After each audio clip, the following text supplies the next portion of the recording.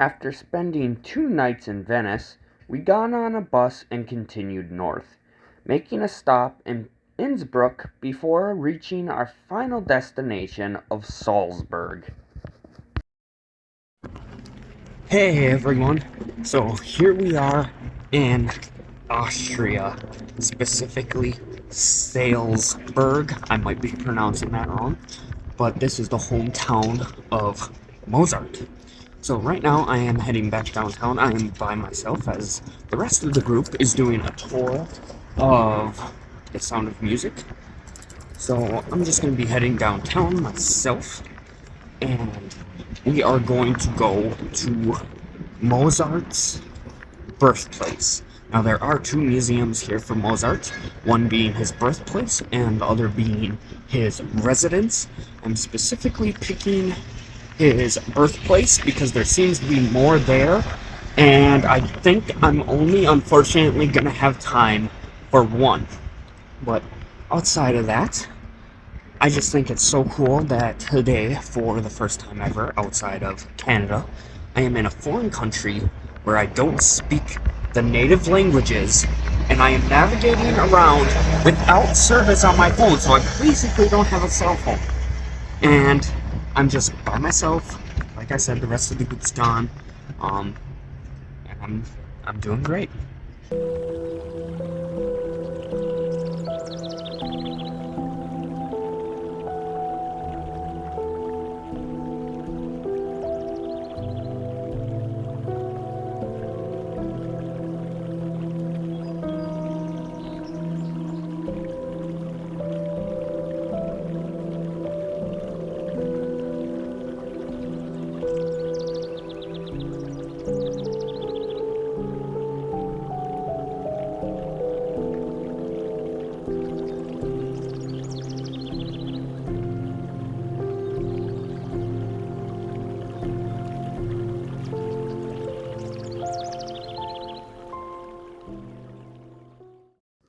Now, as many of you may recall, I was dealing with some physical health issues during this trip, but that didn't stop me from taking this very steep walk up to the fortress.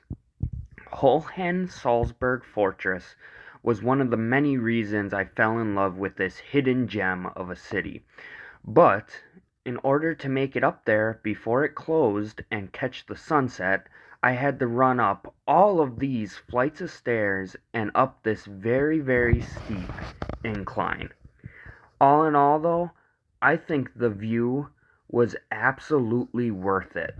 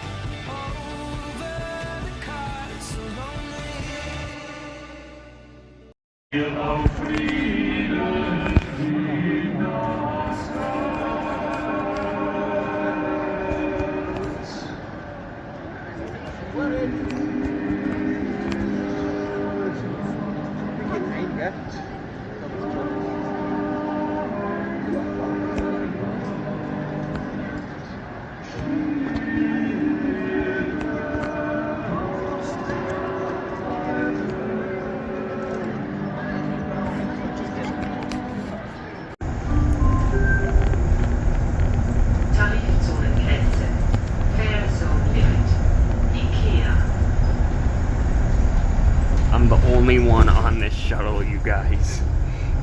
Out in the middle of nowhere. And I'm by myself. Not even another strangers on this shuttle. Weird. Beautiful outside though. Okay, I'm not gonna stay long because I got off at the wrong stop and I'm in the middle of nowhere. Technically, actually at the Red Bull Arena, but I wanted to be dropped off on the other side, and last second he did like a roundabout and brought me on the opposite side, so I need to get on the opposite side of this building. So I'm gonna get going. I don't like standing still, especially at night, all alone. This isn't creepy at all. Literally nobody around, by myself in a foreign country where I don't speak the native language, going down a path with a bunch of woodens.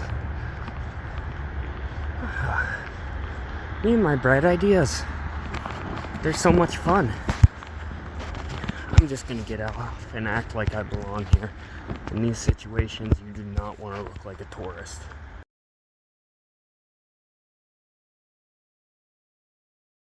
I felt so out of place at this casino because every guy was in a tux, every woman was in a dress, and there was giant glass chandeliers hanging from the ceilings. Okay, everyone. The shuttle should be here in 2 minutes. I was only at the casino for, let me see, not even a full hour. I cashed out within 10 minutes pretty much. I put 25 euro in the machine, and I sat down and I played video game poker, so I knew what it meant and all of that stuff, and there was an English mode on there, so that was good. And I started hitting immediately, and then I lost a couple hands. I bet 5 euro. I hit. Now I meant to drop it down to 1 euro again, but I accidentally upped it to 10 euros. So I'm freaking out, but I get a pair, so I break even. And then I say, screw it, one more, because I'm ahead by 20 euro already. I say, one more, let's see what happens. I end up hitting, and I hit a big one. I think it was a straight. No, it was a flush. I hit a flush. So I ended up winning 60 euro, but it gets better. These machines here do double or nothing. So what ends up happening is you get asked, do you want to go double or nothing? And what happens is the dealer will flip a card. You do not get to see it prior to saying yes, so I said yes. I was like, you know what the heck, you only live once. This is the only time I'm gonna be here, the only chance. Let's do it. Let's see what happens. Let's have some fun. Oh, the bus is here, but I ended up getting a king, and I beat the dealer's card, so I cashed out with $156. Isn't that insane? Okay guys, just got back from the casino, and you have to see this. I'm gonna show you the food first. I ended up getting McDonald's again. I'm sorry, it's 10 p.m. at night. It's actually after 10 p.m. It was right where I got off on the transit. I'm starving. I need to get up early tomorrow. I grabbed freaking McDonald's again, okay? Plus, there was a couple new items that belong to Austria specifically that I haven't tried yet, and this is my last night in Austria. So, this is the bacon cheese special. Now, ignore the fries. I did put those on myself, but those are their crisscross fries. And let me tell you, if you ever find yourself in Austria, these fries taste just like Arby's curly fries. 10 out of 10. Absolutely amazing. But I want to take a moment here and acknowledge how thick of a patty that is. In the United States, we would never see a patty like that from McDonald's, ever. Now, there is 2 slices of cheese on there, as you can see, but I don't see any bacon. So I don't know if it's in the burger, if they forgot it, I'm not sure. Because it is supposed to be a cheese and bacon special, and on the picture on the kiosk, it showed bacon. But outside of that, this is what I really want to show you guys. Only in Europe can you get a beer from McDonald's.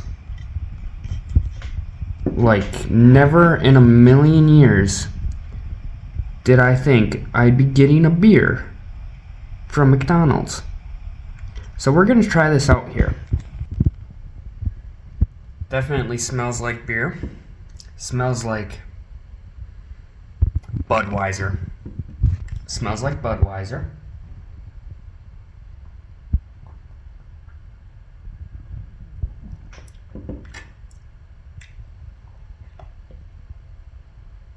Oh, oh, tastes like Budweiser too.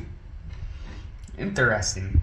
So, you guys heard it here first. If you're in Austria, maybe even Germany, I don't know. I never saw it till now. But you can order basically a Budweiser from McDonald's. Cheers.